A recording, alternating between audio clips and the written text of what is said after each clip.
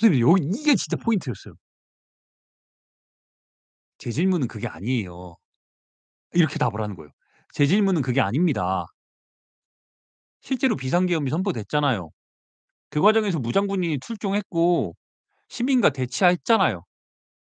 그 상황에서 피고인이 총리로서 무슨 조치를 했는지를 지금 묻고 있습니다."라고 말했어요. 아. 우리 선생님들이 이걸 법정에서 봤어야 돼. 진짜 법정에서 봤어야 돼요. 기가 막혀요. 나 한덕수가 눈앞에서 이 흐트러진 이 1대 9, 1대 9가 뭐야 0.5대 9.5로 이 가르마 탄 거에서 땀이 이렇게 삐질삐질 내려오는데 와 그게 막 한덕수의 당황스러움이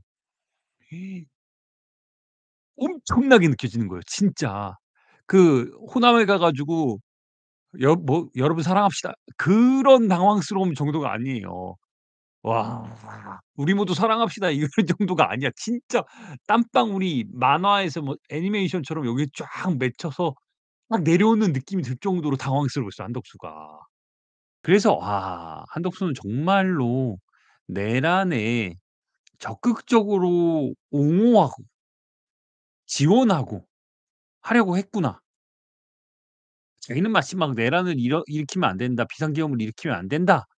막 이렇게 끊임없이 강조해 왔지만 결국에는 한덕수는 '방조하는 걸 뛰어넘어서 적극적으로 실행하려고 했구나.'라는 생각이 오늘 그 영상을 보면서 상급 비밀이어 가지고 제가 우리 선생님들에게 뭐 구체적으로 어떻다 말씀을 드리기 좀 어려움이 있어요.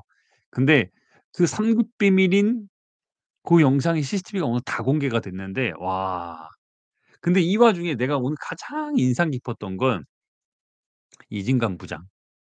이진관 부장이 73 년생이더라고요. 73 년생인데 어 진짜 인상 깊었어요. 정말 인상 깊었어. 이렇게까지 인상 깊은 수 있나 싶을 정도로 인상 깊었어요. 어떤 부분이 인상 깊었냐면은 이제 우리가 영상을 다 봤잖아요. CCTV를 다 봤잖아요. 그리고 한덕수가 미친짓한 걸 다 봤잖아요. 근데 갑자기 이렇게 한덕수에게 직접 물어보더라고. "피고인에게 물어볼게요. 진술 거부권이 있습니다, 피고인은." 이렇게 언급을 항상 해요. 진술 거부권이 있다는 걸 항상 언급을 하고 그러면서 바로 들어가. "비상계엄 당일 CCTV를 지금 우리가 봤잖아요. 이거 관련해서 하고 싶은 얘기 있어요?" 라고 물어보더라고요. 그러니까 한독수가 예상을 못 했어요. 자기에게 이 정도까지 직접적으로 물어볼 걸 예상을 못 했어요. 그러니까 인제 한덕수가 완전히 말이 완전 꼬여 버린 거예요. "변호인으로 하여금 법원에 제출할 수 있게 하겠습니다. 취지라든지 저러한 CCTV에 나온 모습들이 현출된 것에 대해서는 앞으로도 제가 기억에 없는 부분도 있고 그럴 것이기 때문에 변호인과 상의해서 어떻게 할 건지 상의해서 말씀드리도록 그렇게 하겠습니다."라고 얘기해요.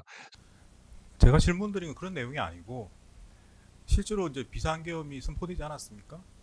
그리고 그게 유지가 되었었는데 그리고 그 과정에서 말씀드린 것처럼 무장한 군인들이 출동을 했고요. 그걸 막기 위한 여러 국민들이 대치하는 상황이었습니다. 그런 상황에서 어떤 구체적인 조치를 취했는지 묻는 겁니다.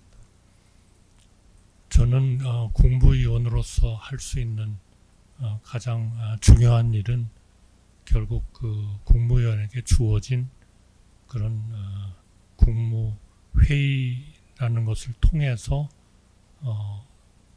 본인들의 입장을 밝히고 해야 된다고 생각합니다.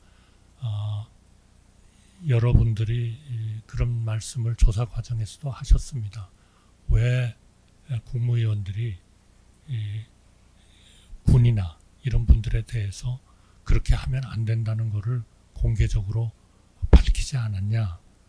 그것은 여러 가지 법적인 검토를 해야 되겠습니다만은 저희로서는 그 국무위원으로서 할 수 있는 그런 일들을 해야 되는 그러한 상황이었다 하는 말씀을 드리겠습니다.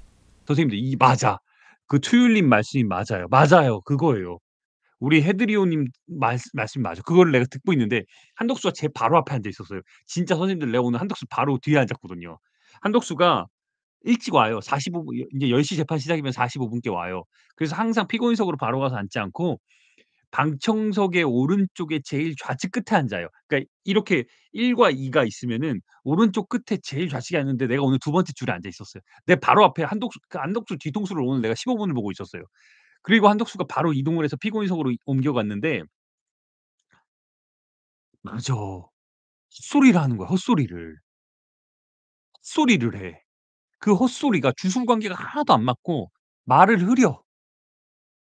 그러니까 차라리 진술 거부를 하면 되는데 당황해서 헛소리를 하는 거예요. 여유가 하나도 없어. 그러니까 자기가 말을 하는데 헛소리가 나오는 거예요. "변호인으로 하여금 법원에 제출할 수 있게 하겠습니다."라고 하는데 뭘 제출해? 뭘? 그러면서 취지라든지 저러한 CCTV에 나온 모습들이 현출된 것에 대해서는 앞으로도 제가 기억이 없는 부분 나 여기서 완전 내가 뻥 터졌어. 선생님 이 부분이에요. "저러한 CCTV에 나온 모습들이 현출되는 것에 대해서는 앞으로도 제가 기억이 없는 부분도 있고 그럴 것이기 때문에" 라고 얘기를 해. CCTV에서 자기가 막 흔드는 모습이 나오고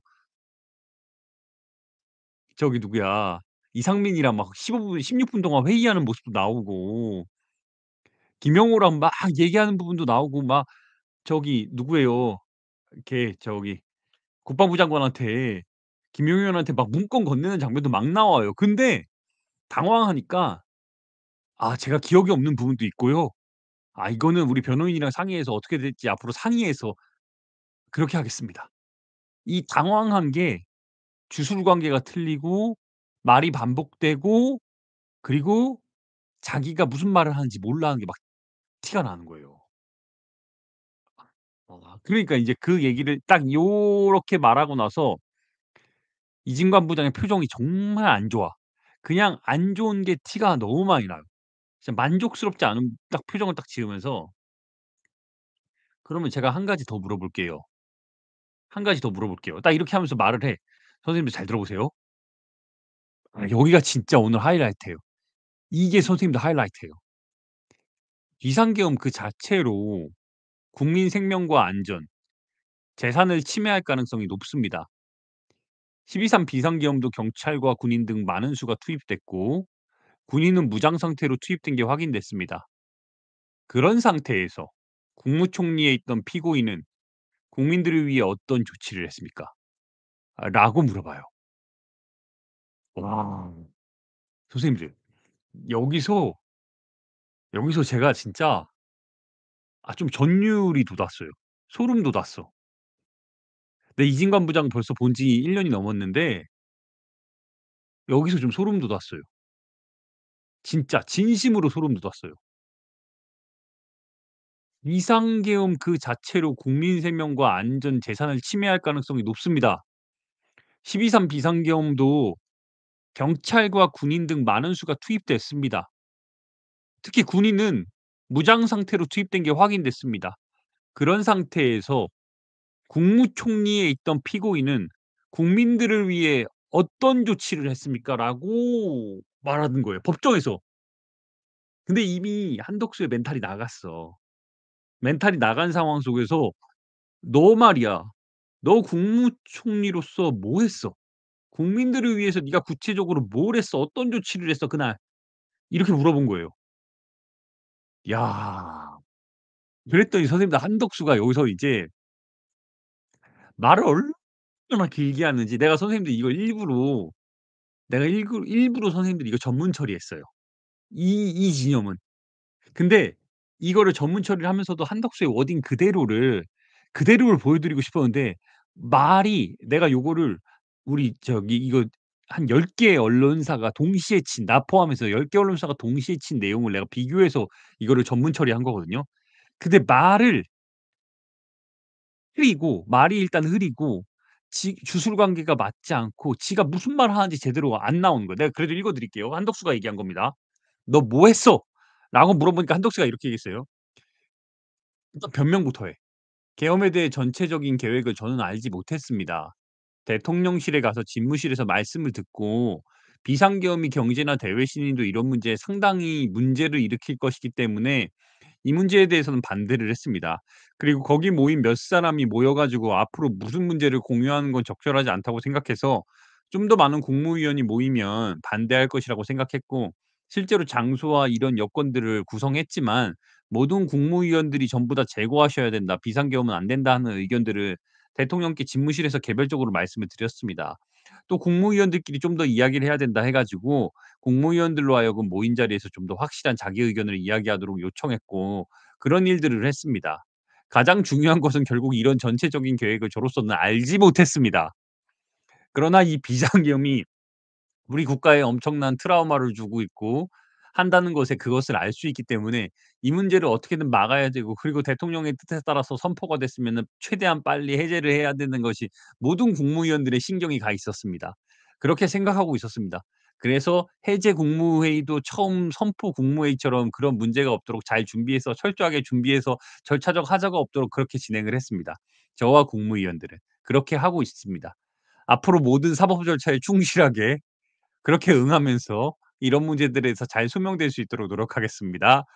라고 말했어요. 선생님들 이거 내가 좀 뭐랄까 말을 예쁘게 좀 다듬었어요. 왜냐면 한덕수가 말한 그대로 살리면 우리 선생님들이 이 독자들이 내 기사를 읽을 때 못 알아들어. 왜? 주술 관계가 안 맞아. 안 맞아. 결국에 근데 요 길게 얘기를 했는데 가장 큰 문제가 한덕수의 가장 큰 문제가 뭐였냐면은 어 계속 자기 변명을 해. "너 뭐 했냐."고. 국민들을 위해서 지금 무장군인들이 국민들을 침탈하고 공격하려고 하는 이 투입된 상황 속에서 국무총리로서 "네가 뭘 했냐."고 물어봤잖아요. 근데 헛소리를 해.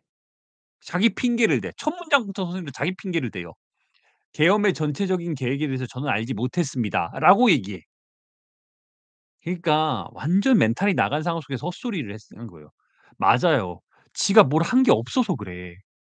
적극적으로 방조한 걸 넘어서서 적극적으로 동조하는 모습을 보였는데 이 상황 속에서 "야 너 뭐 했어 국민들을 위해서?" 따져 물으니까 이 간극이 생각보다 너무 거대한 거야. 그리고 한덕수라는 김앤장에서 고문 역할을 맡고 하버드를 나오고 일생 동안 법카로만서 살았던 한덕수 입장에서는 자기에게 이런 구체적인 공격 지점을 따져 묻는 사람이 지금까지 없었던 것 같아요.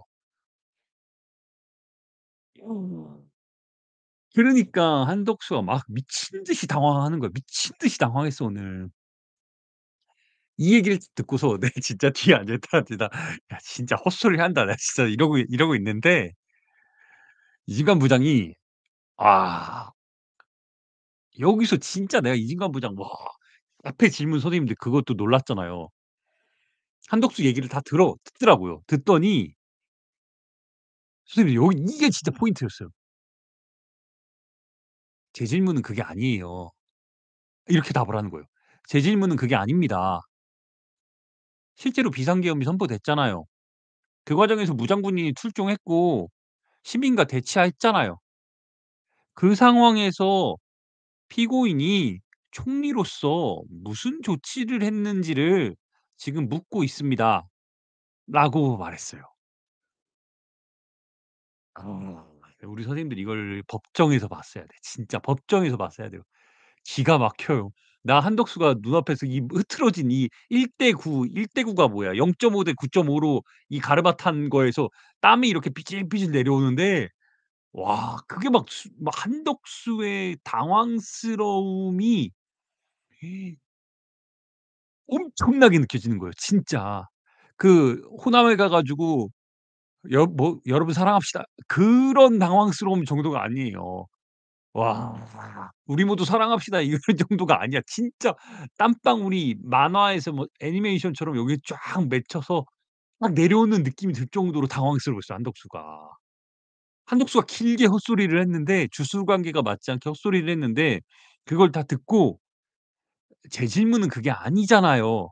실제로 비상계엄이 선포가 됐고 그 과정에서 무장군인이 출동했고 시민들과 대치를 했습니다. 그 상황에서 총리로서 무슨 조치를 했는지 지금 묻잖아요. 라고 얘기했어요. 이걸 재판정에서. 그랬더니 이렇게 추궁을 하니까 한덕수 당황하는 게 역력해, 역력해. 당황하는 게 역력해. 그러니까 인제 자기가 이런 공격을 당해 본 이런 추궁을 당해 본 적이 없는 거야 이 양반은. 그러니까 여기서 여기서 이제 그 당황스러운 표정을 감추지 못하면서 어 답을 해. 이렇게 얘기해요. "저는 국무위원으로서 할 수 있는 가장 중요한 건 국무위원에게 주어진 국무회의라는 것을 통해서 본인 입장을 밝혀야 한다고 생각했습니다.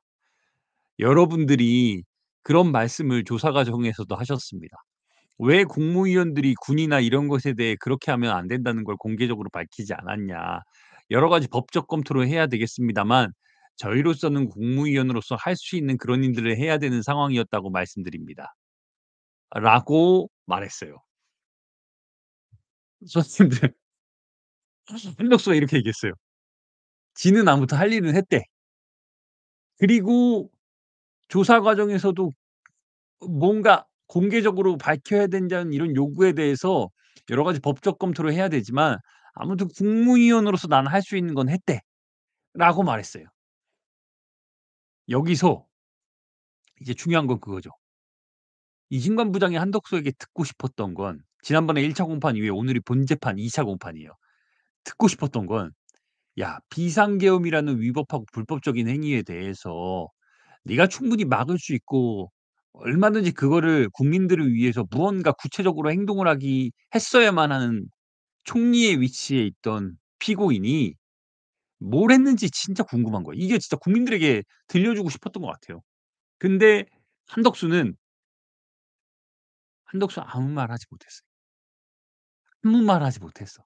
구체적으로 지가 뭘 했는지를 밝히지 못했어요. 선생님들 왜 밝히지 못했을까? 왜 밝히지 못했을까요? 한덕수의 혐의가 방조예요, 방조. 내란에 대한 방조거든요. 근데 오늘 CCTV를 보면은 방조를 뛰어넘어서 적극적으로 행사하는 게 막 보여요. 이상민이랑 비상계엄 선포되고 나서 16 분을 회의를 한다니깐요, 따로. 근데 이거는 동조와 지원까지 이어지는 거예요. 방조를 넘어서 동조하고 여기에 적극적으로 역할하는 것까지 보이는 거예요. 그러니 그걸 우리가 다 본 상황 속에서 "야 너 뭐 했어?" 라고 따져 보니까 뭘 한 게 있어야지. 뭘 한 게 있어야지. 그러니까 답을 못 하는 거야. 그러니까 헛소리만 하는 거야. 땀 삐질삐질 흘리면서 헛소리하고 그 헛소리가 주술 관계가 안 맞고 자기한테 이렇게 일생 동안 공격해 본 사람 없고. 그러니까 당황하는 거야. 미쳐 버리는 거예요. 미쳐 버리는 거예요 진짜. 예상 못 했겠지. 예상 못 했겠지. 예상 못 했겠죠. 야 근데 한독수는 아무튼 윤석열이 뭐 비상계엄이 이제 선포하고 나서 내란이 실패했잖아요. 결과적으로 국민들이 그 현장에 그날 국회로 가서 힘을 보태고 목숨을 걸고 싸우려고 하고 군인들에 맞서고 이런 것들이 쌓이고 쌓여서 결국에는 내란이 윤석열이 일으킨 친위 쿠데타가 실패했잖아요. 그러니 누구보다 더 적극적으로 또 돌아서는 데 앞장서 지가 그 돌아서는 데 앞장서 국무회의 다시 열어 가지고 돌아서는 데 앞장섰다는 걸 또 엄청 강조해. 야.